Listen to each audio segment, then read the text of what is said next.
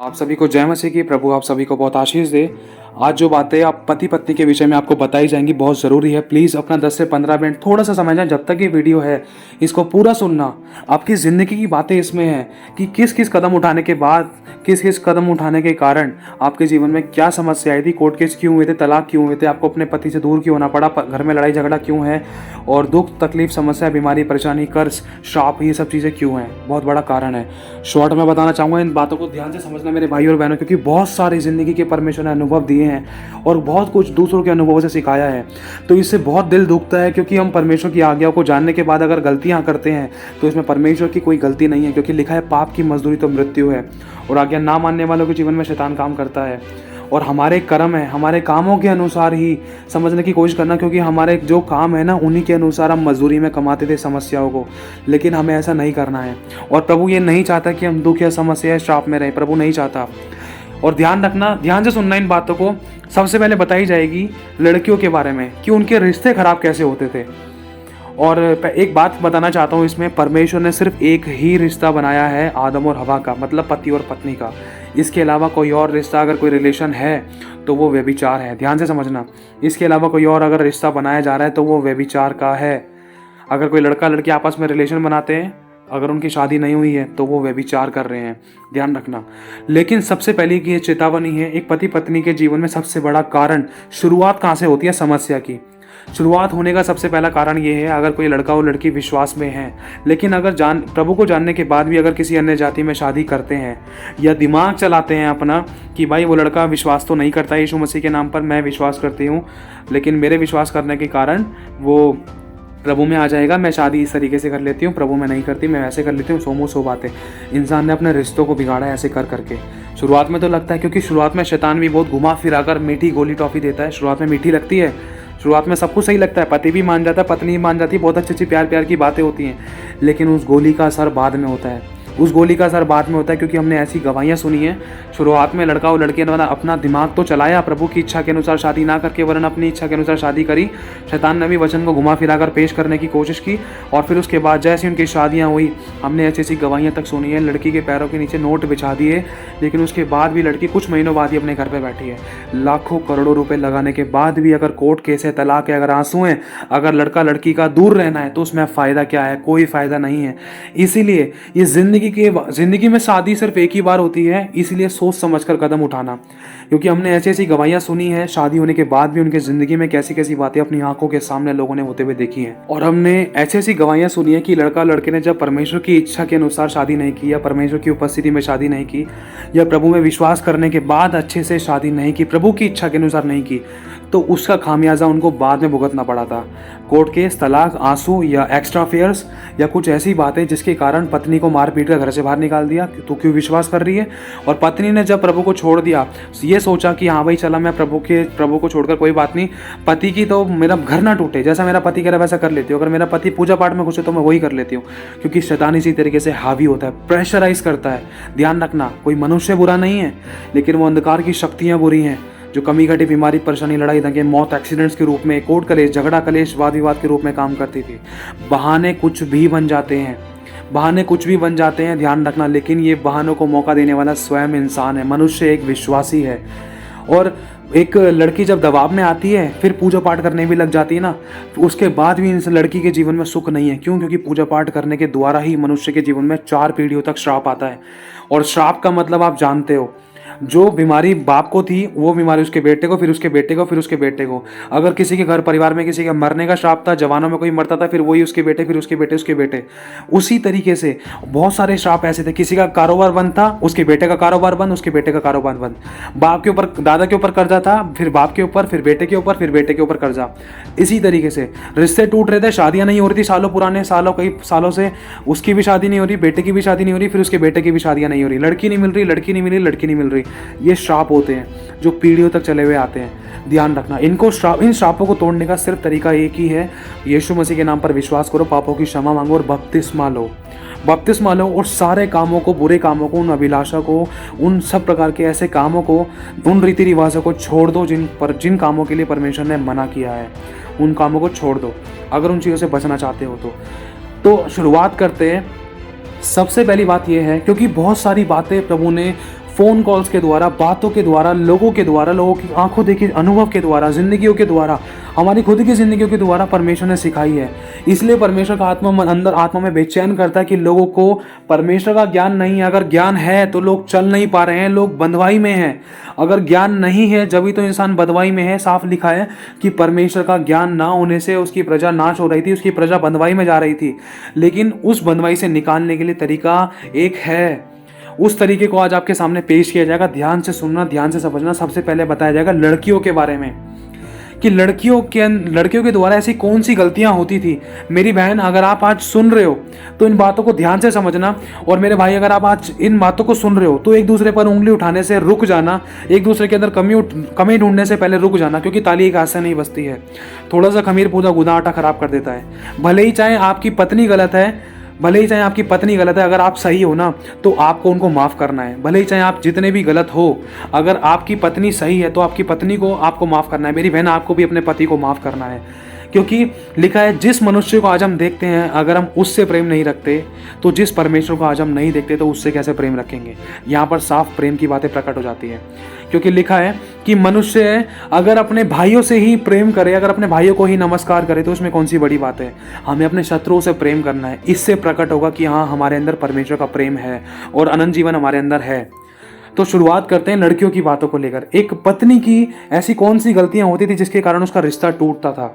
सबसे पहली बात आपको बता दी है। सबसे पहली बात, लड़की अपने लिए गड्ढा कहाँ से खोदती थी, लड़का अपने लिए गड्ढा कहाँ से खोदता था। समस्या और बीमारी, परेशानी का, श्रापों का, कि वो प्रभु को जानने के बाद अन्य जाति में शादी करता है। शुरुआत वहीं से हो जाती है। ध्यान रखना, शुरुआत में लगता है सब कुछ ठीक चल रहा है, दिमाग लगाते हैं कि हाँ भाई, प्रभु में आने के बाद या शादी होने के बाद सब कुछ सेट हो जाएगा, या मेरा पति विश्वास में आ जाएगा अच्छे से, या मैं अच्छे से विश्वास में आ जाऊंगी, या एक मेरे द्वारा इसका परिवार बचा ली जाएगा। हम सोचते हैं, ये हमारे विचार होते हैं। सबसे पहली बात तो आज्ञा तो हमने पहले ही तोड़ दी है। इस बात का चुनाव करके, मंगनी करके और प्रभु की इच्छा के अनुसार शादी ना करके हमने प्रभु की आज्ञा को तोड़ दिया है पहले ही। दूसरे रीति रिवाजों में हमने शादी कर ली, प्रभु की इच्छा के अनुसार हमने शादी नहीं करी। शुरुआत तो हमने पहले वहीं से कर दिया, शैतान के लिए रास्ता खोल दिया था। लेकिन आज भी उम्मीद है। प्रभु कहता है, देख मैं तेरे अपराधों को देखूंगा भी नहीं, पीठ के पीछे फेंक दूंगा। तू मन फिरा और पहले के समान काम कर, तूने पहले सा प्रेम छोड़ दिया है। प्रभु आज कहता है। क्यों? आज लड़का लड़की, पति पत्नी के जीवन में समस्या इसीलिए है क्योंकि जो पहला प्रेम एक लड़का और लड़की विश्वासी प्रभु से करते थे ना, उस पहले स्थान पर है ना आज पति पत्नी आ गए हैं। क्यों पति पत्नी आ गए हैं? इंसान सोचता है कि भाई मेरा पति है, इसकी खुशी में तो मेरी खुशी है, यही मेरी जान है, यही मेरा दिल है। ठीक है, कुछ टाइम बाद वही जान लेने के लिए तैयार हो जाती है, वही तुम्हारी जान। फिर वही जान लेने के लिए तैयार हो जाता है तुम्हारा पति। मैं दोष नहीं लगा रहा किसी पे, एक बात बताना चाह रहा हूँ। क्यों? क्योंकि जिसको हम अपनी जान मानते हैं ना, अगर वो हमारी सच्ची जान कौन है, हमारा सच्चा प्रेम कौन है, जो हमें कभी धोखा नहीं देता, वो हमारा यीशु है। वो हमारी कभी जान लेगा नहीं, उसने हमारे लिए अपनी जान दी है। लेकिन किसी मनुष्य को हम अपनी जान बताते हैं ना, तो उसका खामियाजा बाद में भुगतना पड़ जाता था। क्योंकि ये चीज़ मैंने अपनी ज़िंदगी में अनुभव की है। पीठ के पीछे ऐसे छुरे, मतलब आत्मिक रूप में बातों को लेकर बहुत कुछ मैंने और मेरी वाइफ ने सहा है, बहुत कुछ अपनी ज़िंदगी में देखा है। हमने परमेश्वर को छोड़कर किसी और को पहला स्थान दिया, किसी और को अपने जीवन में सबसे पहला दर्जा दिया, पति को या पत्नी को।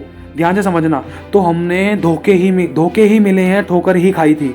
इसीलिए मेरे भाई और बहनों, दूसरों की गवाहियों से, दूसरों की जिंदगियों से आज हम सीखे हैं और अपनी ज़िंदगी में इन बातों का हमने अनुभव लिया है कि पहला स्थान अगर हमने परमेश्वर को नहीं दिया, और अगर पहले स्थान पे अगर हमने सबसे ज़्यादा प्यार अगर हमने अपने पति से किया, अगर पति की अधीनता में चल रहे हैं और परमेश्वर की आज्ञा को तोड़ रहे हैं, तो शुरुआत में तो चाहे ठीक लग रहा है, लेकिन बाद में उसका खामियाजा था, बाद में उसका नुकसान था। इसीलिए मेरे भाई और बहनों, प्रभु आज कहता है, देख तूने पहला सा प्रेम छोड़ दिया है। जैसे तू पहले मेरे पास आई थी, नई विश्वासी, तो तू मुझसे पहला प्यार करती थी, अब तो वैसा प्यार नहीं करती, अब तू वैसा प्यार नहीं करता है।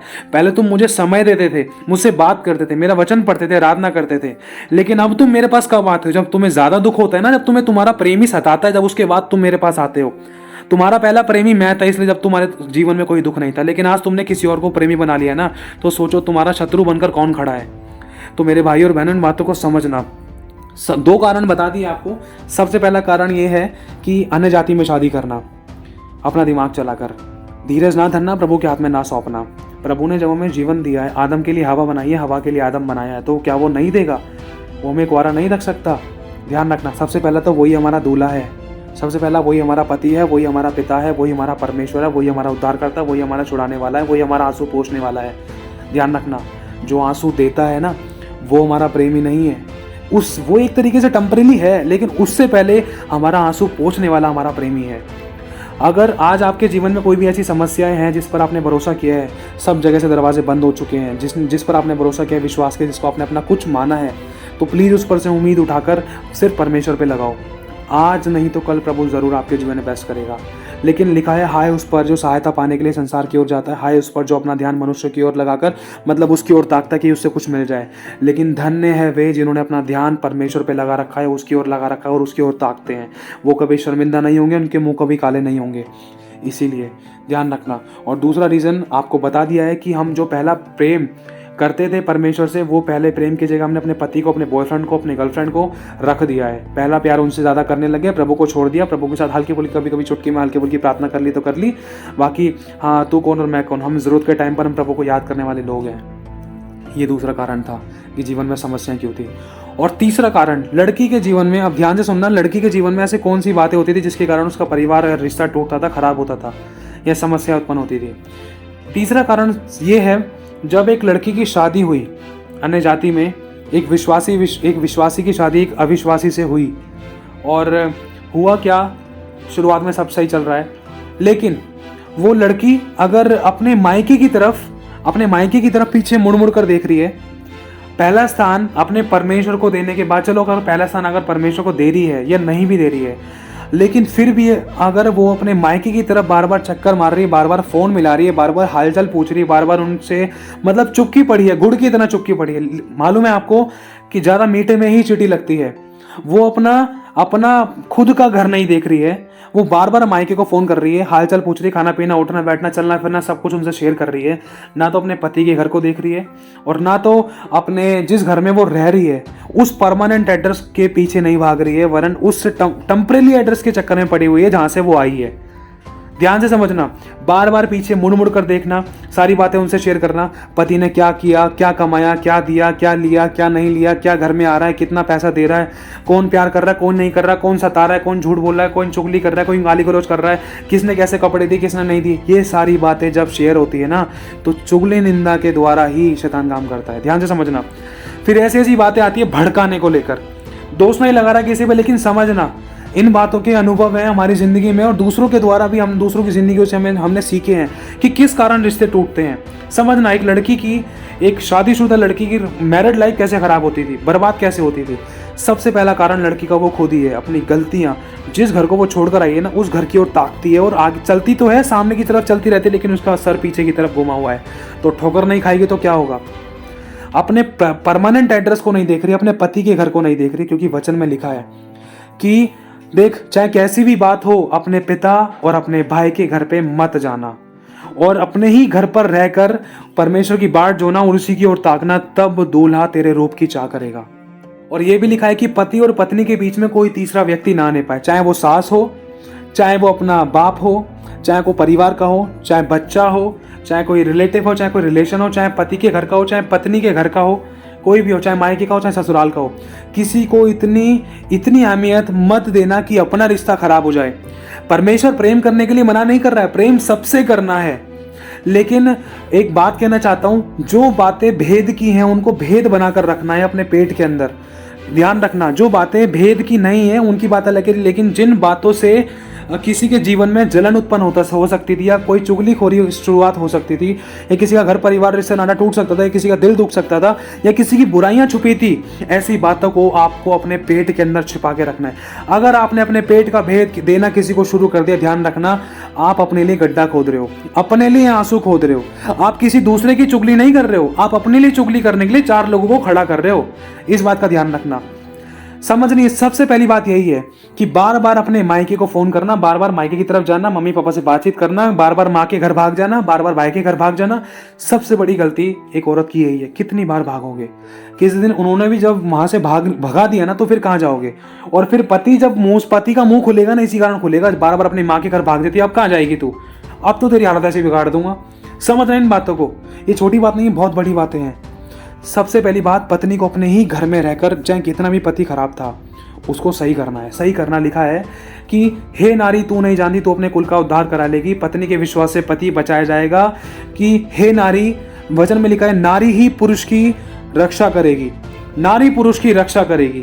अब नारी क्या है, वो पत्नी है, और उस घर में वो पत्नी जो अपने घर के अंदर रुकी हुई है, मतलब अपने पति के घर में जब रुकी हुई है, उसके पति के घर में उसका पति एक पुरुष है और उसका एक ससुर एक पुरुष है, और जो भी भाई बहन हो वो भी सब एक पुरुष है, जो भाई भाई हैं वो भी एक पुरुष है। ध्यान रखना, उन सभी के प्राणों की रक्षा एक नारी करेगी, घर की स्त्री, बुद्धिमान स्त्री। एक कारण ये बता दिया है आपको। और दूसरा कारण ये है, स्त्री की तरफ से क्या गलती होती है कि स्त्री अपनी देह पर अपने पति को पूरा अधिकार नहीं देती।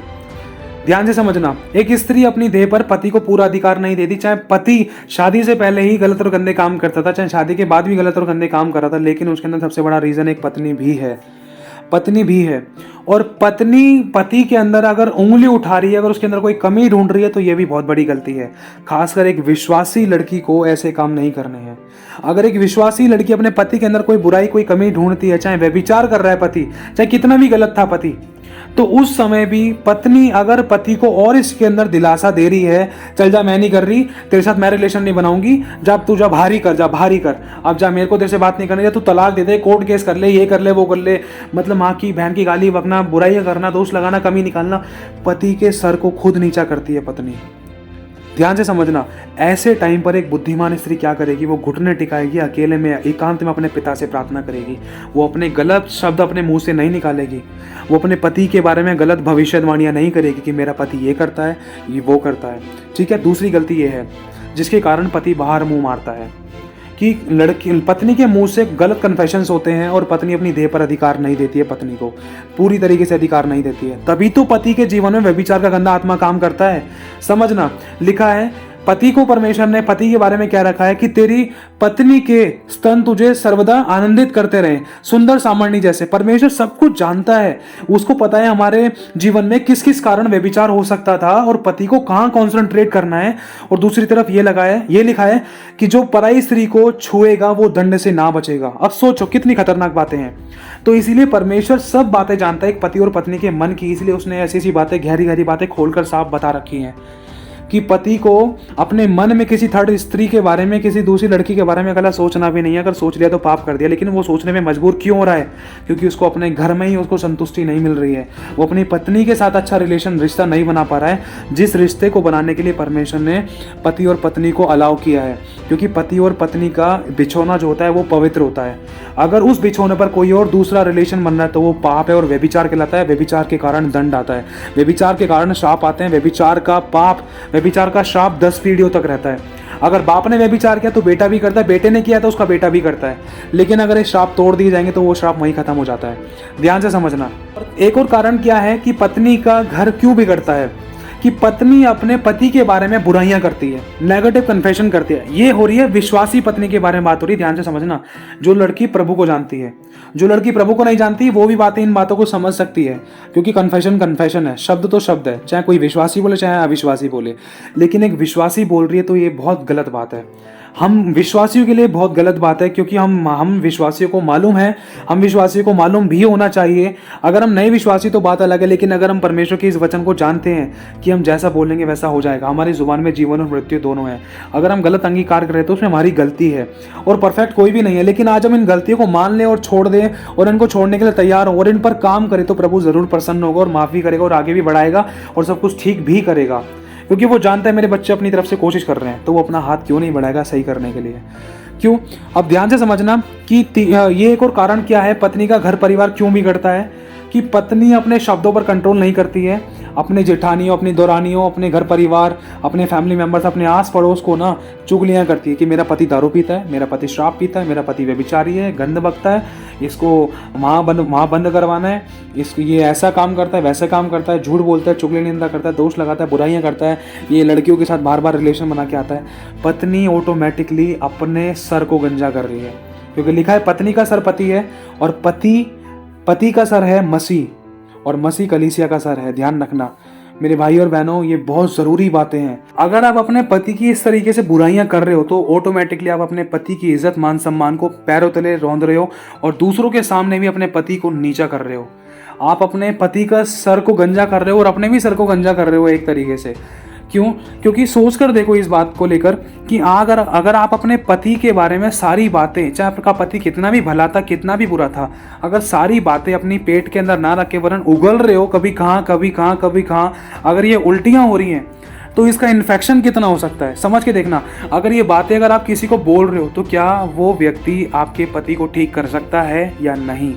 ठीक करने वाला परमेश्वर है, लेकिन हमारा रिश्ता परमेश्वर के साथ बना ही नहीं है। परमेश्वर को तो हमने पहले ही विरोध में कर लिया है। अब वो प्रार्थना सुनेगा तो कैसे कर सुनेगा? लेकिन हमारे पेट के अंदर इतनी सारी बातें भरी हुई हैं, कहीं ना कहीं तो हमें बोलना है ना। हम पत्नियों का पेट तो जब ही मतलब खाली होगा, जब ही हमें शांति मिलेगी, जब ही हमें संतुष्टि मिलेगी, जब तक हम कहीं उल्टी ना कर दें। समझने की कोशिश करना, जब तक हम अपने पति की बुराइयां करते रहेंगे ना, जब तक हम अपने पति को बदलता हुआ नहीं देख सकते, क्योंकि हमारे शब्दों में हमारे पति की ज़िंदगी बनी है, हमारे शब्दों के अंदर हमारे पति का बदलाव है। जितना हम कहेंगे ना वो पियक्कड़ है, शराब पीता है, गाली गलौज करता है, पैसा नहीं देता कमा के, तो ये भविष्यवाणी तो हो रही है, भविष्यवाणी हो रही है। अगर आज 1 रुपया दे रहा था ना तो कल वो भी नहीं देगा। अगर आज एक बोतल पीकर आ रहा था ना तो कल दो बोतल पीकर आएगा, लड़ाई भी करेगा। समझना मेरे भाई और बहनों इन बातों को, क्योंकि हमारे शब्दों में सामर्थ्य है, हमारे शब्दों में पावर है, और शैतान यही चाहता है कि समस्या को दिखाकर पत्नियों के मुंह से समस्या ही की अंगीकार हो और इनका घर और खराब होता रहे। लेकिन परमेश्वर नहीं चाहता कि आप में से किसी का घर खराब हो, क्योंकि आप और मैं उसके बेटा और बेटी हैं, और हम में से कोई भी परफेक्ट नहीं है। हमसे गलतियां होती थी, लेकिन उन गलती को मानकर छोड़ देना है और पश्चाताप करना है, फिर से प्रभु के साथ संगति करनी है, पहला स्थान उसको देना है, अपनी गलती को मानकर अपने जुबान की चौकसी करनी है। और तीसरा कारण, और भी कई कारण हैं, जिसमें से एक कारण ये भी है कि पत्नी अपने पति की अधीनता में नहीं है। एक ये कारण भी है कि पति पत्नी के बीच में एक कोर्ट केस या तलाक या लड़ाई दंगा या कोई मार धाड़ या कोई मारकाट, किसी भी तरीके से कोई भी समस्या उत्पन्न होती थी, तो उसमें एक ये कारण भी है कि पत्नी अपने पति की अधीनता में नहीं है। पत्नी गाली बकती है पति को, या पत्नी अनादर करती है अपने पति का, या पत्नी अपने पति की बेइज्जतियां करती है जगह जगह, चौक चौक पे जाकर, या कभी किसी को, या पत्नी अपने पति की बुराइयां करती है, या पत्नी अपने पति से लड़ती है, झगड़ती है, बुराई करती है और अच्छे से खाना पीना नहीं देती। अगर देती है तो मन के अंदर कड़वाहट है, मतलब उसके प्रति आधीनता है ही नहीं। मतलब पति कहता है ये काम कर लो, लेकिन पत्नी नहीं करती है, तो ये आधीनता नहीं है। इसके साथ साथ पति कहता है, कुछ आज्ञाकारिता वाली बातें करता है। अगर पति किसी बात की कोई आज्ञा देता है तो पत्नी जवाब देती है, छूट कर जवाब देती है। पत्नी से सहन नहीं होता, पत्नी बुराइयां अपने मुंह से निकालती है पति के विरोध में, गाली गलौज करना या दोष लगाना, कुछ ऐसी बातें जिसमें पति का भी दिल दुखता है, जिसमें आपस में पति से सहा नहीं जाता, तो आपस में लड़ाइयाँ हो जाती हैं। लेकिन ये बातें अगर एक विश्वासी पत्नी है तो ये समझ कर चलना है, क्योंकि पत्नी का सर पति है, और लिखा है कि हे पत्नियों अपने अपने पति की अधीनता में रहो। चाहे पति कैसा भी था, चाहे पति कैसा भी है, लेकिन है तो वो आपका पति ही, और उसको बदलना आपकी जुबान में है। और जुबान में कैसे है? जुबान में इसी तरीके से है, क्योंकि आज अगर एक पत्नी बोल रही है कि भाई मेरा पति बहुत अच्छे सुंदर है, हैंडसम है, तो सच में वो हैंडसम ही बनकर दिखाई देगा भाई, किसी को कवाड़ी बनकर नहीं दिखाई देगा। अगर एक पत्नी बोल रही है अपने पति को कि भाई मेरा पति पीता है, वो तो पीता ही रहता है, पी कर ही घर पे आता है, तो मतलब पत्नी अपने पति के लिए आने वाले समय के लिए भविष्यवाणी कर रही है, जिसमें वो खुद ही के लिए गड्ढा खोद रही थी। बाद में उन्हीं शब्दों को जब पूरा होते हुए देखते, फिर इन्हीं बातों के लिए रोना, फिर उन्हीं के लिए प्रार्थना करना। एक पत्नी को ना अपने पति के अंदर बुराई कभी नहीं खोजनी चाहिए। मैं इस बात का अनुभवी हूँ, क्योंकि मैंने अपनी ज़िंदगी के अंदर बहुत कुछ अनुभव किया है, दूसरों के अनुभवों से सीखा है। उदाहरण के तौर पर एक टाइम ऐसा था, मैं अपनी गवाही से बता रहा हूँ, मेरे अंदर बहुत गुस्सा था, कभी फ़ोनों को तोड़ देना, कभी कोई नुकसान कर देना, कभी किसी को मारना पीटना। लेकिन जब मेरी पत्नी के कन्फेशन अच्छे हुए और मेरी पत्नी मेरी बातों को लेकर, मेरी बुराइयों को लेकर प्रभु के आगे घुटने टिकाकर आंसुओं से प्रार्थना करती थी, तो प्रभु ने मेरी पत्नी के शब्दों के द्वारा, प्रभु ने अपनी आत्मा के द्वारा, अपने अभिषेक के द्वारा मेरे बंधनों को तोड़ा और मुझे बदल दिया पूरी तरीके से। मेरे परमेश्वर ने मुझे पूरा अच्छे तरीके से बदल दिया। क्यों? क्योंकि मेरी पत्नी मेरी अच्छी बातों के लिए धन्यवाद करती थी, क्योंकि ये बात मैंने सीखी है और ये बात सच है, 100% सच है। अब सोच कर देखो, अगर आपका बेटा जैसे उदाहरण के तौर पर आप यीशु मसीह को ही ले लो, अगर यीशु मसीह आपको देखता है तो वो क्या आपको, आपके अंदर बुराई को देखकर आपसे प्यार करता है? नहीं। आपके अंदर व्यभिचार को देखकर आपसे प्यार नहीं करता, आपके अंदर बुराई को देखकर आपके अंदर हर 99% बुराइयों को देखकर आपसे प्यार नहीं करता। वो आपके अंदर की 1% की अच्छाई को लेकर वो आपसे प्यार करता है कि मेरे बेटे के अंदर एक तो ऐसी बात है, चाहे वो बदलने को लेकर है, चाहे माफ़ी की बात है, चाहे दया की बात है, चाहे क्षमा की बात है, चाहे प्रेम से बोलने की बात है, चाहे किसी का आदर करने की बात है, एक उस बात को लेकर यीशु हमसे प्रेम रखता है। तो यही चीज़ थी। परमेश्वर की दया से मेरी वाइफ मतलब पॉजिटिव कन्फेशन करती थी इस बात को लेकर, प्रभु देख इनके अंदर चाहे गुस्सा था लेकिन अब नहीं है, मैं विश्वास करती हूँ प्रभु अब नहीं है, मैं विश्वास करती हूँ प्रभु अब नहीं है। लेकिन प्रभु ये घर का ध्यान रखने की कोशिश करते हैं, मतलब छोटी छोटी बातों को लेकर उन्होंने थैंक्स गिविंग करना शुरू किया कि प्रभु बहुत अच्छे दिखते हैं, तूने मुझे बहुत अच्छे हस्बैंड दिए हैं, बहुत अच्छा ड्रेसिंग सेंस है, ये बहुत अच्छे शब्द हैं, बहुत अच्छे कान हैं, बहुत अच्छे आँख है, शरीर के अंगों के लिए धन्यवाद करना शुरू किया और मेरे चलने फिरने उठने बैठने को लेकर धन्यवाद करना शुरू किया। मैं छोटी छोटी बातों में कमियां निकालता था, खाने को यूं ही फेंक दिया करता था नमक ना होने की वजह से। लेकिन आज परमेश्वर ने ऐसा बना दिया, अगर मेरी वाइफ कभी कुछ डालना भूल भी जाती है ना, तो मैं सच बता रहा हूँ, जब प्रार्थना करने बैठते हैं, जब प्रभु हमारे साथ खाना खाते हैं, जब हम प्रभु हमारे साथ नहीं मतलब हम प्रभु के साथ जब खाना खाते हैं, तो इतना कहना चाहता हूँ, आत्मा में यही आता है कि जैसा भी है ना प्रभु मेरे सामने बैठा है, चाहे इसमें नमक नहीं चाहे मिर्ची नहीं है, जब प्रभु कुछ नहीं बोला तो मेरी क्या औकात है। प्रभु ने आज मुझे ऐसा बना दिया है। क्यों? क्योंकि कुछ ऐसे शब्द हो रहे थे और मैं बदलना भी चाहता था। मेरी भी इच्छा है कि मैं प्रभु बदलूं, तुझे जानने के बाद बदलूं, क्योंकि मेरी पत्नी के साथ मैंने कितना गलत व्यवहार किया और ये इतना मेहनत करती थी, लेकिन ये कुछ भी बनाती थी या कुछ भी खिलाती पिलाती थी, लेकिन उसके अंदर मैं कमियां निकाल देता था। लेकिन दूसरी बात ये है, मेरी इच्छा से पहले ही मेरे परमेश्वर की आत्मा ने मेरी पत्नी के द्वारा ऐसी प्रार्थनाएं कराई, मेरी अच्छी अच्छी बातों के लिए परमेश्वर ने धन्यवाद करवाना शुरू किया कि देख तेरा पति अब बदल रहा है, तेरे पति के अंदर गुस्सा नहीं है, तेरा पति चाहे 1 मिनट के लिए तेरे से अच्छी से बात करता है ना, उस बात के लिए धन्यवाद कर। प्रभु तेरा धन्यवाद कि मेरा पति मुझसे अच्छे शब्दों से बात करता है। प्रभु तेरा धन्यवाद मुझे मेरा पति हेल्प करता है, जब मैं बुलाती हूँ तो आ जाता है। प्रभु तेरा धन्यवाद मुझे मेरा पति फ़ोन पर अच्छे से बात करता है, मुझे गाली नहीं बकता है। तो धीरे धीरे करके करके छोटी छोटी बातों को लेकर धन्यवाद करना शुरू किया, बुराइयों के लिए नहीं, अच्छाइयों को ढूंढना शुरू किया। जब मेरी पत्नी ने उनका धन्यवाद करना शुरू किया तो जो मेरी बुराइयां थी ना वो कब निकल गई पता ही नहीं चला। लेकिन आज भी मैं कहता हूँ मैं आज भी परफेक्ट नहीं हूँ, मुझे यीशु जैसा बनना है। तो मेरे भाई और बहनों, एक पत्नी को अपने पति के अंदर जो बुराइयां दिखाई देती है ना, उनको अंगीकार ना करके वरन उन पति के अंदर एक अच्छाई को ढूंढकर, चाहे 1% है, उस अच्छाई को ढूंढ लो, क्योंकि यीशु ने भी आपको और मुझे उस अच्छाई के कारण ही पकड़ रखा है और वो अच्छाई भी प्रभु की ओर से दी हुई है। चाहे आपने किसी गरीब का 1 रुपया देकर मदद करी ना, तो वो भी एक अच्छाई है। चाहे आपने लाखों रुपए का किसी का कर्जा मारा है, लेकिन आपने 1 रुपए की किसी की गरीब की मदद कर दी ना, तो प्रभु उस 1 रुपए की गरीब की मदद को देखेगा, वो लाखों रुपए कर्जे को नहीं देखेगा, लाखों रुपए की चोरी को नहीं देखेगा। ध्यान रखना, क्योंकि प्रभु का देखने का नजरिया अलग है। क्योंकि हम में से वचन में लिखा है, धरती पर कोई भी धर्मी नहीं है, कोई भी पवित्र नहीं है, कोई भी पवित्र नहीं है। लेकिन फिर भी प्रभु अगर चाहे तो वो हमें नाश कर सकता है, लेकिन वो नहीं करता है। उसने हमें मौका दिया है, तो आपको भी अपने पति को मौका देना चाहिए। लिखा है कि जैसे तुम दूसरों के अपराध क्षमा करोगे, वैसे ही तुम्हारा स्वर्गीय पिता भी तुम्हारे अपराध क्षमा करेगा। ये प्रार्थनाओं का उत्तर मिलने का एक तरीका है। आपको अपने पति को पूरी तरीके से माफ करना होगा।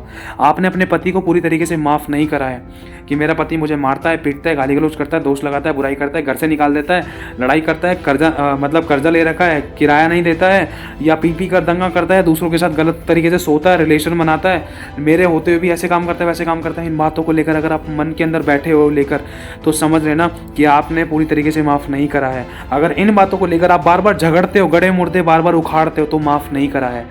ध्यान रखना, आपको माफ़ करना ज़रूरी है। अगर आप अपने पति को माफ़ करोगे, चाहे कैसी भी हालत थी, क्योंकि हम पापी ही थे, पर प्रभु यीशु मसीह हमारे लिए ठीक समय पर मरा। जब वो हमें माफ़ कर गया मरते मरते, तो क्या हम अपने पति को माफ़ नहीं कर सकते? और हम दम धरने की बात करने की, यीशु मसीह के नाम से हम ये कर देंगे, वो कर देंगे। हमसे अपने घर के युद्ध अच्छे से नहीं लड़ पाते, हम अपने घर के युद्ध अच्छे से नहीं लड़ पा रहे हैं, माफ़ नहीं कर पा रहे, तो आगे बढ़कर हम प्रभु के लिए क्या कर पाएंगे? जब हमसे माफ़ी करना नहीं आ रहा है, तो हम किसी के लिए क्या चमत्कार कर पाएंगे? क्या गवाही का आशीष का कारण बन पाएंगे? जब हमारे खुद के घर के परिवार रिश्ते ही ऐसे बिगड़े हुए थे, अगर कोई थर्ड पर्सन देखेगा तो उसको कैसा लगेगा? लेकिन थर्ड पर्सन आपके जीवन के अब रिश्ते टूटे हुए को देखेगा, वो ये नहीं देखेगा कि आपकी गलतियों के कारण आपके रिश्ते टूटे हैं, आपकी गलतियों के कारण, आपके गलत शब्दों के कारण आपके प्रभु ने आपके जीवन में काम नहीं किया। वो ये नहीं देखेगा, वो सिर्फ ये देखेगा कि हाँ भाई, इस परिवार में एक लड़की है, वो यीशु के नाम पर विश्वास करती है, प्रार्थना करती है, लेकिन फिर भी उसका पति उसको मारता है, उसके घर में लड़ाई दंगा है। बस बाहर बाहर से ये चीज़ दिखाई देगी, क्योंकि एक अन्य जाति व्यक्ति आत्मा में होकर, अंदर गहराई में जाकर उस विश्वासी के मन को नहीं जान सकता है कि उससे कहाँ गलती हुई है, कहाँ नहीं। सिर्फ वो बाहर बाहर से ही देख सकता है कि हाँ भाई, इसके जीवन में क्या समस्या है और इसी घर में कोर्ट केस है, ये विश्वास करती है, बस इतना ही जान सकता है, इससे ज़्यादा नहीं जान सकता एक अन्य जाति व्यक्ति। लेकिन गहराई तो वो खुद विश्वासी और एक प्रभु जानता है कि इसके जीवन में समस्या क्यों आई है, इसकी गलती के कारण आई है। एक ये भी कारण है एक पत्नी का रिश्ता टूटने का। और एक और कारण बताना चाहता हूँ, कि जब पत्नियां अपनी फ्रेंडों से, अपनी दोस्तों से मिलती हैं तो एक दूसरे के पर्सनल रिलेशन को लेकर की कुछ बातें खोलती हैं कि तेरा पति क्या करता है, कैसे करता है, रिलेशन को लेकर, पर्सनल बेडरूम को लेकर बातें खुलती हैं। तो ये अपने पति का सर नंगा करने वाली बात है, अपने सर को नंगा करने वाली बात है और प्रभु यीशु मसीह का नाम खराब करने वाली बात थी। क्यों? क्योंकि पत्नी का सर पति है और पति का सर मसीह है और मसीह कलीसिया का सर है। ध्यान रखना। इसी तरीके से पत्नी अपने लिए खुद गड्ढे खोदती है अपने बारे में, अपने पति के बारे की गहरी बातों को, मतलब जो पर्सनल रिलेशन को लेकर ऐसी ऐसी बातों को उखाड़ती है जो उसके पेट में मतलब पचाई नहीं जाती, वो बातें मुंह से उगालना शुरू करती है। फिर उसके पति की और उसकी निंदा होती है और दूसरे लोग इस बात का एक तरीके से आनंद उठाते हैं और व्यभिचार और पाप का ठोकर का कारण बन जाते हैं। उनको नहीं पता है कि थोड़ी थोड़ी यारी दोस्ती, कैसी कैसी बातें हो रही हैं, कैसी कैसी बातें खुल रही हैं। चल मैं भी बात कर लेती हूँ, वो भी तो अपने पति के बारे में बता रही है, ऐसे ऐसे रिलेशन के बारे में, ये सौ बातों के बारे में, तो मैं भी तो बता सकती हूँ। अरे उसने बताई तो मैं भी बता सकती हूँ। चाहे शैतान कितना भी फोर्स करे, आपको ऐसा कदम नहीं उठाना है। ध्यान रखना, ये भी एक रीज़न है। और कई बार ऐसा होता है कि पत्नियां दूसरों की पत्नियों को देखकर अपने आप को दूसरों से कंपेयर करके अपने पति से लड़ने लग जाती हैं कि उसका पति तो उसको कपड़े दिला रहा है, उसको पैसे दे रहा है, उसको अच्छी तनख्वाह दे रहा है, उसके नाम पर मकान कर दिया, लेकिन मेरा पति क्यों नहीं कर रहा है। ऐसे कर करके कंपैरिजन कर करके दूसरों के चक्कर में अपने अच्छे भले घर को बिगाड़ लेती है। यहाँ तक कि पत्नी को पता होना चाहिए कि मेरा पति के अंडर में है क्या, मेरा पति क्या कर सकता है, क्या नहीं कर सकता, लेकिन जो है उसका भी धन्यवाद नहीं करती है। ध्यान रखना, पत्नी और की इच्छा रखने के कारण है ना, जो होता है उसको भी खो देती है। क्यों? क्योंकि दूसरों को देखकर अपनी चाल चलन बिगाड़ लेती है।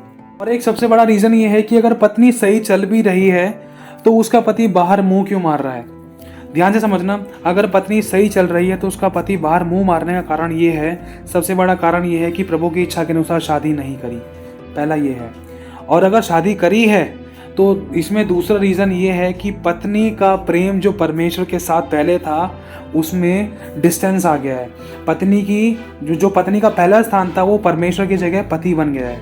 और जब पति बन गया है, जब पति ने लात मारना, जब पति ने गाली गलौज करना, जब पति ने छोड़ना शुरू किया, पति ने गलत व्यवहार करना शुरू किया, तो ना तो परमेश्वर पहले स्थान पे रहा, ना पति पहले स्थान पे रहा। इसी तरीके से ध्यान से समझना। और तीसरा कारण ये है कि पत्नी ने कुछ ऐसा गलत कदम उठा लिया, पत्नी के शब्दों को लेकर, पत्नी के चल चरित्र को लेकर, पत्नी के पैरने ओढ़ने को लेकर, या कोई भी अपनी घर की पर्सनल इश्यूज को लेकर अपने पति से झगड़ना, पुरानी बातों को उखाड़ना, या कुछ ऐसी बातों को क्रिएट करना है, ऐसी बातों को लेकर आना जिससे कि आपस में लड़ाई झगड़ा हो। कौन सी बातें जिनका कोई मतलब भी नहीं है, कुछ ऐसी बातें, या किसी के पास्ट की बुराई की बातें या व्यभिचार की बातों को उखाड़ कर लेकर आना, या कुछ अपनी ऐसी इच्छाओं को रखना जिसको पूरा करना बहुत मुश्किल है। अपना जो प्रेजेंट में है उसका धन्यवाद ना करके जीकर, वरन कुछ ऐसी अभिलाषाओं को, ऐसी बातों को रखना जिसके कारण बीच में आपस में फूट पड़े। और एक अच्छा वाला रिश्ता इस कारण भी टूटता है कि पत्नी अपने पति के घर को ना देखकर वरना अपने मायके के घर पर बार बार झांकती है और बार बार चक्कर मारती है। और अगर पति कुछ भी देता है, लेता है, तो सारी बातें शेयर नहीं करती अपने पति से। कहने का मतलब ये है, उदाहरण के तौर पर जैसे मेरी पत्नी है, मेरी पत्नी को मैंने 10,000 रुपये दिए और इसने ना 10,000 में से 2,000 रुपये अपने मायके दियाई, और लेकिन मुझे इसने बताया भी नहीं। इस प्रकार की चोरी छुपे के जो काम होते हैं, इससे घर परिवार टूटते हैं और बिगड़ते हैं। इसका खामियाजा पत्नी को भुगतना पड़ता था। क्यों? क्योंकि जब ये बातें खुलेंगी तो क्या पति सहन कर पाएगा? जिस पति ने पूरा विश्वास किया अपनी पत्नी पर, लेकिन पत्नी ने विश्वासघात कर दिया, 200 300 या कुछ पैसे, कुछ हजारों लाखों के चक्कर में अपने अच्छे भले रिश्ते को, परमानेंट रिश्ते को तोड़ डाला। किसके चक्कर में? उस घर के चक्कर में, अपने मायके के चक्कर में, अपने भाई और अपने पिता के घर के चक्कर में, अपनी माँ के घर के चक्कर में पत्नी ने अपने पति के रिश्ते को तोड़ डाला। लेकिन जब वो पत्नी अपने मायके घर पे गई, जब पत्नी ने घर से बाहर निकाल दिया, तो मायके भी कब तक रखेंगे? मायके वाले भी कब तक रखेंगे? वो भी कुछ टाइम तक रखेंगे। वो भी बोलेंगे कहीं दूसरी जगह शादी कर ले, या तलाक कर, या ये कर या वो कर। अगर पैसा होगा तो शायद वो बोल सकते हैं, लेकिन ऐसे कितने पति बदलोगे? समझने की कोशिश करना, ये सारी शैतान की ही चालें हैं। हमें खुद बदलना होगा। अगर आप चाहते हो कि आपका पति बदले, पहले आपको खुद बदलना होगा। एक और बहुत बड़ा कारण है पति पत्नी का रिश्ता फीका पड़ जाना, या खराब हो जाना, या टूट जाना, या तीसरे बंदे का एंट्री मार लेना अपने आपस के पति पत्नी के रिश्ते में। क्या? कि यारों दोस्तों को, जो अपने फैमिली मेंबर्स के, चाहे कोई भी है, चाहे अपने फ्रेंडशिप में है, या कहीं आपके दोस्त भी थे, चाहे आपके कॉलेज के थे, उनको ज़्यादा अहमियत देने की कोशिश करना, उनके चक्कर में अपने पति की आधीनता को भूल जाना।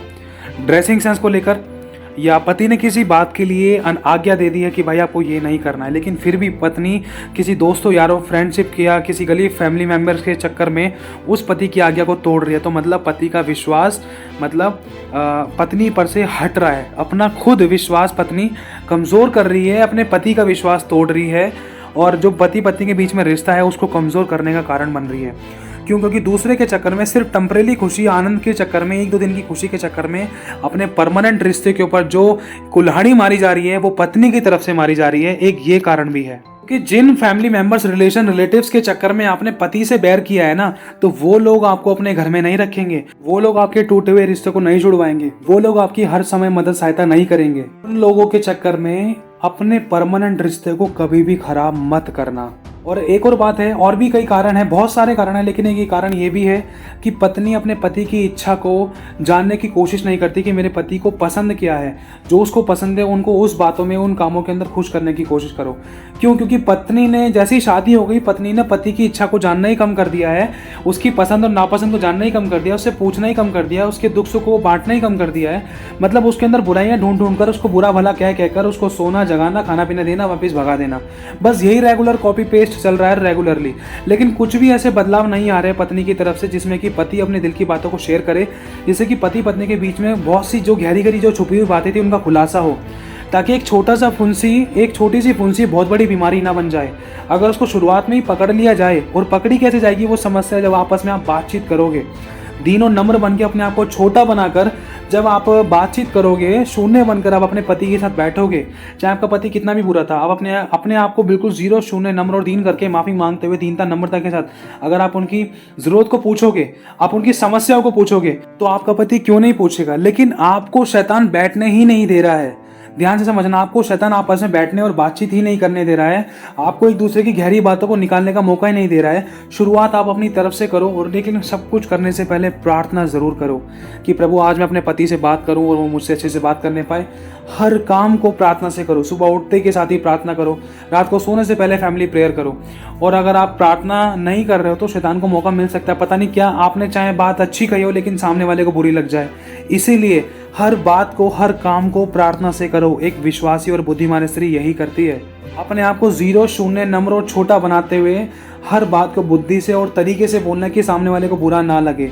और जब आप अपनी बातों को शेयर करो तो कुछ ऐसी प्यार भरी बातें बोलो जिससे कि सामने वाला आपके प्यार के बहाव में बहकर अपनी सारी गहरी बातों को आपके सामने खोल दे।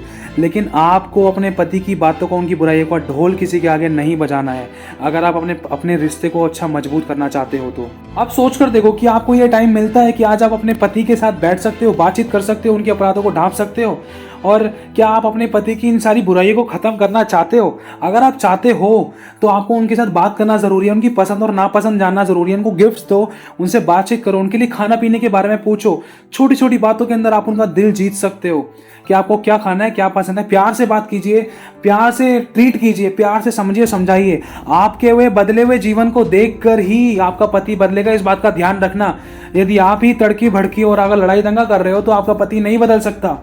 क्योंकि अगर आप एक विश्वासी हो तो आपको दीन और नम्र रहना जरूरी है, क्योंकि प्रभु यीशु मसीह का स्वभाव यही है।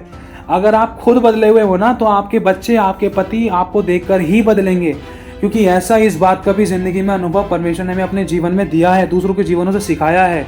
आप अगर ये सोच रहे हो कि मैं कहीं दूसरी जगह शादी कर लो, तो इसका मतलब सोच के देखो कितनी जगह शादी करोगे। सोचो इससे बुरा पति मिल गया तो फिर क्या करोगे, कहाँ जियोगे।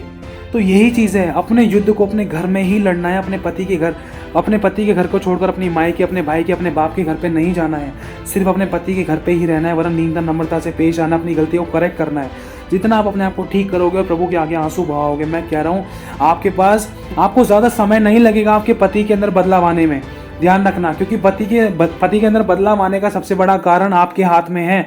ध्यान रखना, जो चाबियां हैं वो आपके हाथ में है। वो चाबी आपको सही तरीके से सही समय पर सही जगह पर लगानी है, सही तरीके से लगानी है। ध्यान रखना, वो चाबी क्या है? आपके शब्दों की चाबी, आपके वचनों की चाबी, दीनता नम्रता की चाबी और शांति की चाबी। और सब बातें, जो बातें आपको अपने जीवन में कैद करके रखनी है, मतलब जो बातें, जो भेद की बातें हैं, आपके पर्सनल रिलेशन की बातें हैं, वो बातें अगर आप अपने पास रखोगे, सीक्रेट की चाबी, सब बातों को सीक्रेट रखना है तो सीक्रेट रखना है। तो अगर इन बातों को आप ध्यान रखोगे तो आपके परिवार के रिश्ते टूटने से बिल्कुल अच्छे तरीके से बच जाएंगे। कोई बिगाड़ नहीं सकता, क्योंकि वो चाबी आपने सही तरीके से लगा रखी है। जो बात बोलनी है तो बोलनी है, जो बात नहीं बोलनी तो नहीं बोलनी। जो सही बात है उसी को बोलना है, जो बात गलत है उसको नहीं बोलना, उसके लिए हमेशा ताला लगा दिया। मतलब सही समय पर सही तरीके से सही लोगों के बीच में आपको अपने शब्दों का उच्चारण करना आना चाहिए। अगर आप नहीं कर पा रहे हो तो शांत रहकर माफी मांगकर दीनता नम्रता के साथ प्रभु के साथ संगति करो। प्रभु आपको बुद्धि ज्ञान और समझ देगा। लेकिन छोटी छोटी बातों में आप अपने पति का दिल जीतना शुरू करो। जब आपका रिश्ता उनके साथ अच्छा बनेगा तो आपका रिश्ता परमेश्वर के साथ भी अच्छा बन पाएगा। क्योंकि साफ बात वचन में लिखा है, जिसे तुम देखते हो अगर तुम उससे प्रेम नहीं करते तो जिसे तुम नहीं देखते तो उससे कैसे प्रेम करोगे। कुछ कारण है कि पत्नी अपने पति की मुंह पर बुराई कर देती है। पत्नी अपने पति के सामने अपने घर की, अपने फैमिली की, किसी की भी बुराई कर रही है। ये भी चीज़ सही नहीं है। अगर पत्नी अपने पति के मुंह पर पति की बहन की या पति की भाभी की या पति के भाई की या अपने देवर की या अपने सास और ससुर की बुराइयां कर रही है तो ये भी बिल्कुल सही नहीं है। इस बात का ध्यान रखना, क्योंकि इन बातों के होते हुए पति आत्मा में इस चीज़ को कनेक्ट कर लेता है कि हाँ भाई यार ये ऐसी बुराई कर रही है, कहीं इसके मन में कुछ और तो नहीं है, गलत हुआ, क्या पता मेरे लिए कुछ गलत हो। तो इसीलिए आपको अपने पति के मुंह पर किसी प्रकार की, किसी के बारे में कोई चुगली निंदा, कोई बुराई नहीं करनी है। आपका जीवन आपके पति के सामने एक ऐसा पारदर्शी बन जाए कि हाँ आपके जीवन के अंदर जो भी बातें हैं वो सारी बातें आपके पति को पता होने पाए। ध्यान रखना, एक ऐसा रिश्ता होने पाए आपका और आपके पति का कि एक शीशे के अंदर से जैसे आर पार देख लेते हैं। ध्यान रखना। लेकिन अगर आप अपने पति के साथ ऐसा रिश्ता बनाते हो तो डेफिनेटली प्रभु आपको बेस्ट भी देगा, आपको बहुत ऐसे आशीष भी करेगा, आपके रिश्ते को भी जोड़ेगा और मजबूत करेगा। लेकिन अगर आपको लगता है कि आज आपका तलाक हो गया है तो इस बात के लिए आपको प्रार्थना करनी है। लेकिन अगर आज आपको लगता है कि आपका तलाक नहीं हुआ है लेकिन तलाक होने की संभावना है या कुछ ऐसी कंडीशंस बन रही है कि आपको दूसरी शादी करनी पड़ सकती है या आपका पति कहीं दूसरी जगह मुंह मार रहा है या आपको किसी को जान देनी पड़ सकती है, तो ध्यान रखना कोई गलत कदम मत उठाना और ना ही तलाक लेना ना ही तलाक देना, क्योंकि तलाक प्रभु की ओर से नहीं है। क्योंकि स्त्री त्याग से यहोवा घृणा करता है, साफ लिखा है। और वचन में ये लिखा है कि माफ करो और आगे बढ़ो दीनता नम्रता के साथ, अपने परमेश्वर अपने प्रभु यीशु मसीह पति और अपने दूल्हे की बाट जोना है। ठीक है, दूल्हा कौन है? हमारा यीशु है। उसकी बाट जोना है, उसका इंतजार करना है, उससे प्रार्थना करनी है, उससे बात करनी है, क्योंकि बदलने वाला भी वही है। ध्यान रखना। और वचन में लिखा है कि हमें कोई कोर्ट केस किसी के ऊपर नहीं करना है, ना ही कोई कोर्ट केस चलाना है। और इसके अलावा अगर किसी बहन का कोई कोर्ट केस चल रहा है, पति को लेकर तलाक का केस चल रहा है, तो मैं साफ कहना चाहूँगा कि परमेश्वर ने एक ही आदम बनाया है और एक आदम के लिए एक ही पत्नी बनाई है। जब हवा से पाप हुआ था तो वो दूसरी पत्नी बना सकता था, लेकिन उसने फिर भी नहीं बनाया।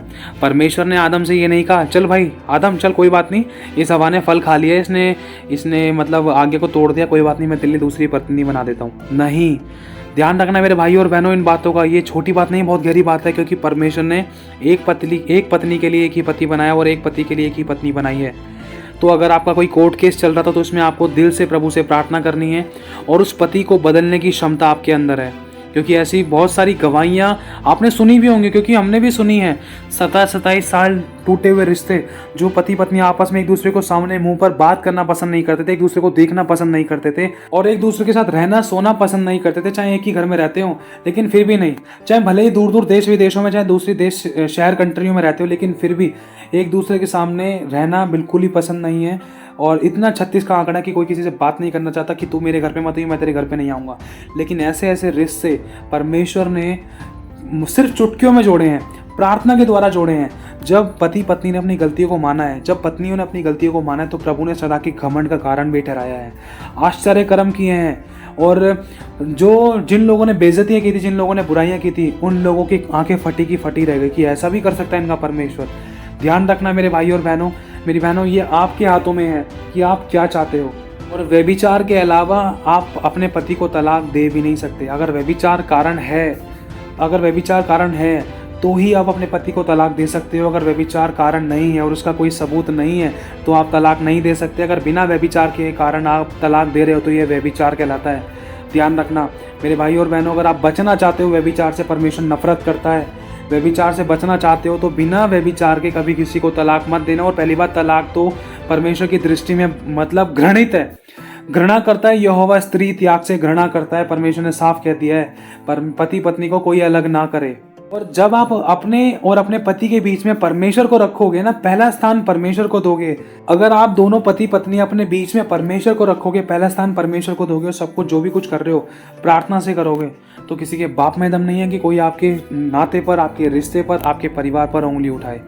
ध्यान रखना, क्योंकि परमेश्वर स्वयं रक्षा करता है। जब उसके बच्चे सही चल रहे हैं तो वो रक्षा क्यों नहीं करेगा।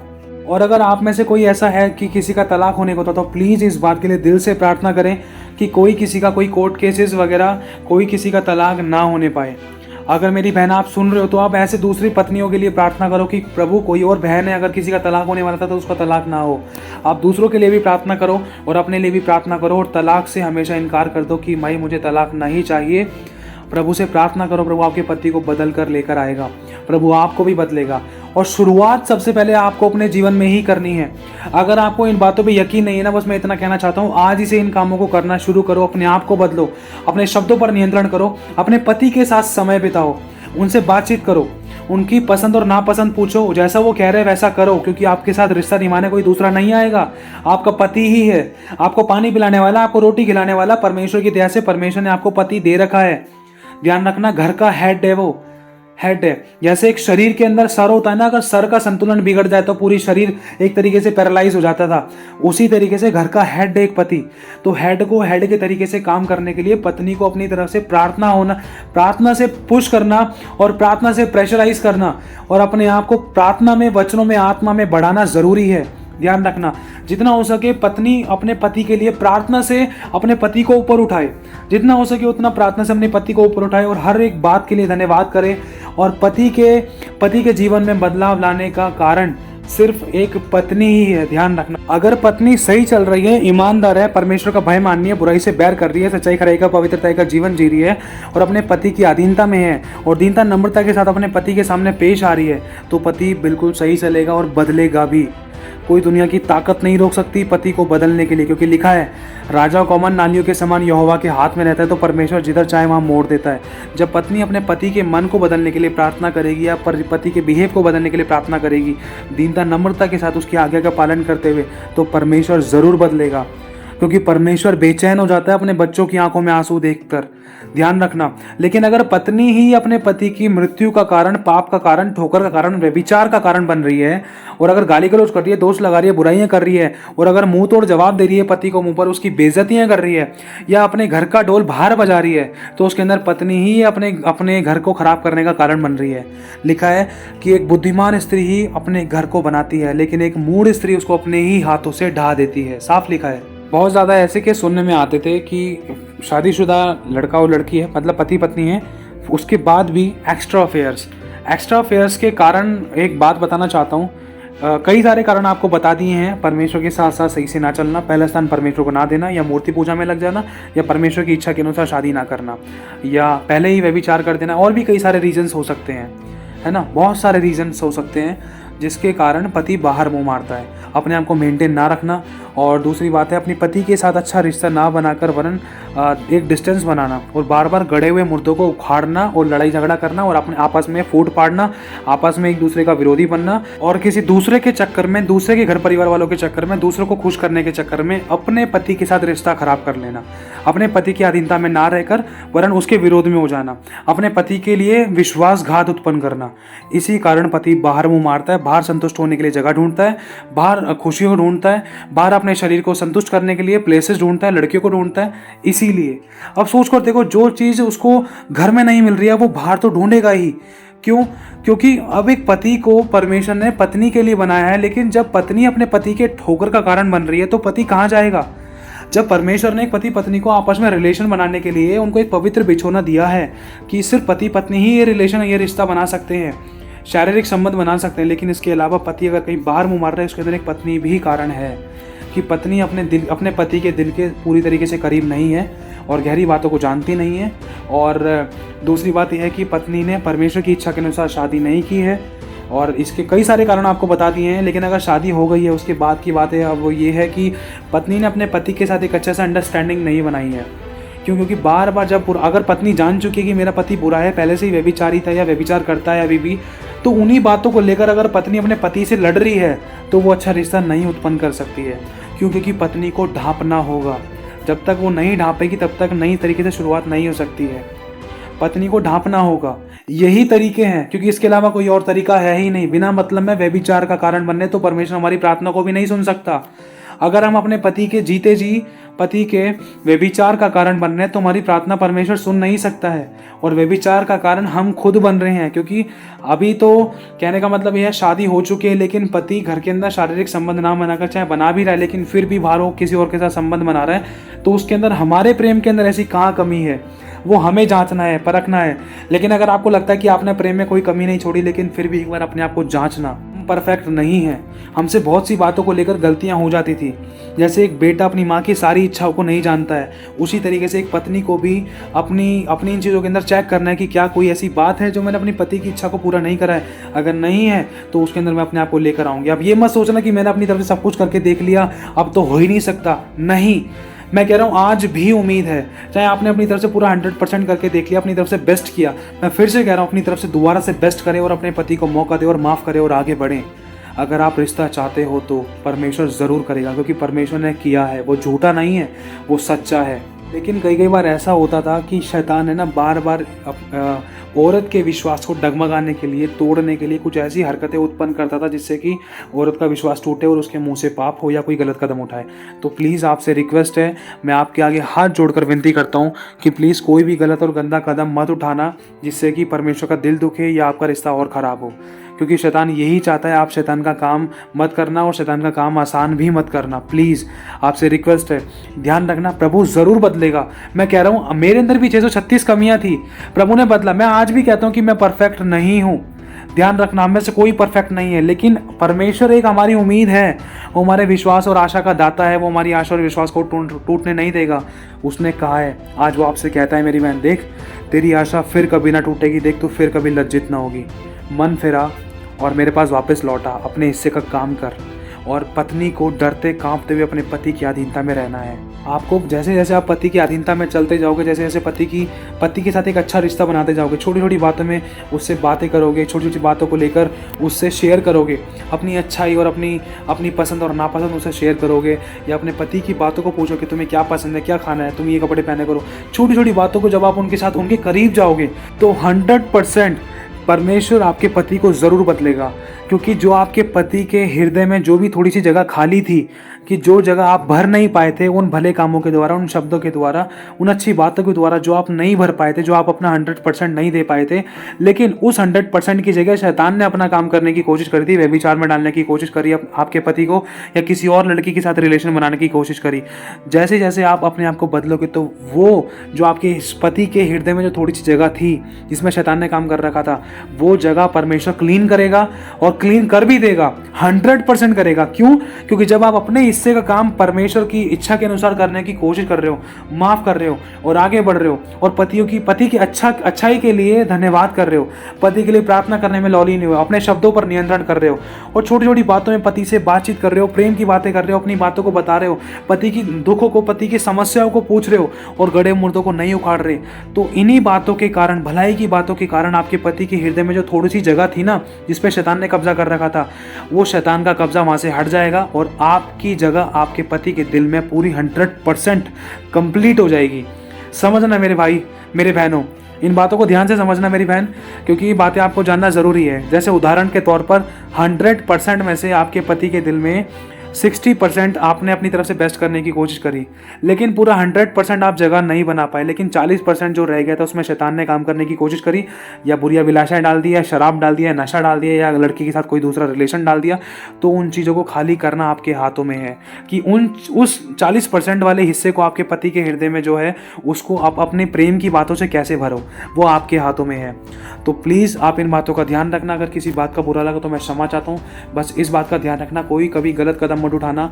जो मनुष्य से नहीं हो सकता वो परमेश्वर से हो सकता है। आपकी निर्बलता में उसकी सामर्थ्य सिद्ध होगी। पहला स्थान प्रभु को देना और प्रभु को कभी मत छोड़ना, प्रभु को कभी मत छोड़ना, क्योंकि ऐसी गवाहियां सुनने के लिए मिली है, जिन बहनों ने, जिन भाइयों ने, जिन लोगों ने प्रभु को छोड़ा तो उनको अपने लोगों ने ही छोड़ दिया। ध्यान रखना। उदाहरण के तौर पर अगर किसी बहन ने प्रभु को अपने पति के लिए, किसी भाई के लिए छोड़ दिया, तो टेम्परेली स्टार्टिंग में तो थोड़ा ठीक लगेगा, लेकिन बाद में जब जिनके लिए छोड़ा था वही लोग छोड़ के चले गए ना, तो फिर कहीं का नहीं रह जाएगा इंसान। इसलिए मैं कहना चाहता हूँ ऐसी गवाहियाँ भी हमें सुनने के लिए मिली हैं आंसू के साथ। बहुत दिल दुखता है ऐसी बातों को जब सुनने के लिए मिलता था, क्योंकि हमारे चुनाव गलत होते थे। तो इसीलिए मेरे भाई और बहनों में से कोई परफेक्ट नहीं है। प्रभु का आत्मा आपकी मदद सहायता करे, लेकिन इन बातों का ध्यान रखना। प्रभु आप सभी को आशीष दे, आप सभी को जय मसीह की। सबसे पहले अपने आप को करेक्ट करना, क्योंकि आपके बदले हुए जीवन को देखकर सामने वाला, आपका परिवार वाला, आपके पति बदल पाएंगे। आखिरी बात और बताना चाहता हूँ, जैसे किसी भी रीज़न के कारण आपके घर में कोई लड़ाई झगड़ा हो रहा था, तो उस समय आपको चुप्पी लगाकर रखनी है, अपने आप को दीन और नम्र रखना है, आपको जवाब नहीं देना है। उस समय आप चुप्पी लगाकर रखो, क्योंकि देखो अगर आप जवाब दोगे तो बात पर बात बढ़ेगी, जिससे रिश्ते नाते परिवार और ज़्यादा बिखर सकता है। ध्यान रखना, आपके चुप रहने में ही भलाई है, क्योंकि लिखा है जीव के वश में जीवन और मृत्यु दोनों है, जो इसे काम में लाना जानता है वो इसका फल भोगेगा। तो इसीलिए अगर एक बोल रहा है तो एक चुप होकर सुन ले, और फिर दूसरा बोल रहा है तो फिर पहला चुप होकर सुन ले। तो इसी तरीके से, चाहे सामने वाला सुन नहीं रहा है, लेकिन आपको अपने हिस्से का काम करना है। अगर वो आज नहीं सुन रहा है तो कल ज़रूर सुनेगा, लेकिन आपको उसको देखकर नहीं बदलना है, वरन आपको ऐसा बनाना है अपने आप को कि आपके अंदर प्रभु के गुण दिखाई दे, और आपको देखकर, आपके बदले हुए जीवन को देखकर आपका पति और आपके परिवार के लोग खुद ब खुद बदल जाएं। तो प्रभु आप सभी को आशीष दे, आप सभी को जय मसीह की।